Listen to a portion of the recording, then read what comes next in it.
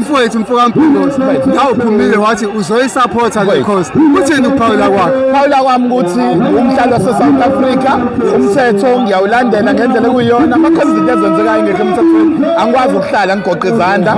Ngiyazi ukuthi ziningi kakhulu izinto umuntu ababuye sibe matasezona kodwa asikwazi uma sesibiziwe ngezinye ey'thinta i-South Africa bese singasondeli kuzona. So ikona nje ngisho ukuthi nami i-support i-machine match ngikhona ngikanye nani la ngoba sikhona.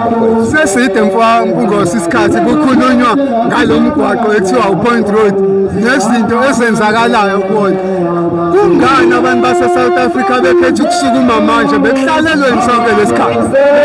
Kusona ukuthi besiba abavaka kwezinye izinto unqena ukuthi uyakhuluma kukhona abantu aba-opposa leyo nto kodwa bebeyibona ngoba nathi sabahlali sithina imithetho njengoba injalo. So i-South Africa iyadinga ukuthi kwesinye isikhathi isukume ime ngey'nyawo uma ibona izinto ey'ngenzeki kahle. So that is why I'm behind this movement ngayo yonke indlela because abantu uma singaboni kuzokonakala and isikhathi siyahamba and sobe sigoqe izandla sesiphapha bebe sekulate kakhulu ukulungisa ezinto.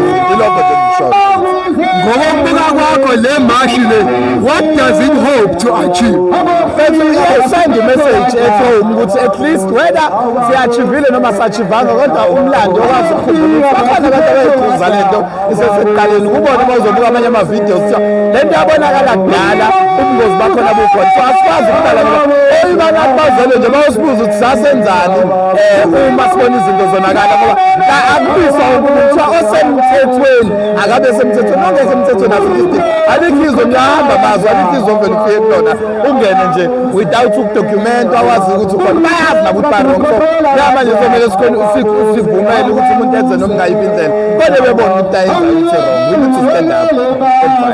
Mfokamphilosi asikhulume nge-support. Abantu base-South Africa iningi labo lisayigoqile izandla. Inamba yabo ayikwazi ukuthi ifinyelele uma sibuka la ayireflect to into ekufanele ngabe yenze. Ngabagqugquzela uthini laba basasonke izandla?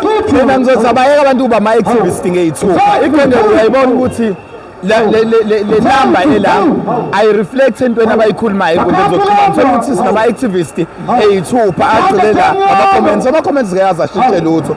Hambe egrawundini uyothola iy'nkinga ey'khona ngoba iy'nkinga ey'khona zikonzakalele egrawundini. So le nto abantu ababhikisha ngey'thupha ngama-comments ku-social media angicabanga ukuthi yayilekelela eNingizimu Afrika. We need to stand up. Namanje ngiyakusho nje ngigcwalisa umlomo noma kufika kanjani komunye umuntu uma kunomuntu ose-South Africa ngeke umthetho akahambe aqondise izinto bakumele ziqonde bahlula yilokho kumele umthetho udala indima yabo. I-South Africa makhulunywa ngento ayisukume ngoba iyabonakalisa ukumele ezinye izinto nje ey'seceleni ayisukume-ke nakulezi ngoba le ingabukeka ngazukuthi ayiyona induku iyozibonakalisa isishaya singasakwazi ukuthi ade ngibuka ukuthi kubalwa iy'balo eziko-4.something million abantu abangekho emthethweni akulona iqiniso lo muntu mayenza something enganeni yami angazi nanokuthi bani wakuphi yayifike ngisho asilwi nama-African kodwa ama-African bayifika walandela imigudu yeziyona into engime ngayo nje Mfokamphilosi siyabonga isikhathi siyabonga kabiyani isanda into lekhanda siyacela nje abantu basubscribe ku-Durban Network channel bakwazi ukulandela zonke izinto ezenzekayo bafowethu. Durban Network siyasha sisonke masosha siyabonga ijali indaba.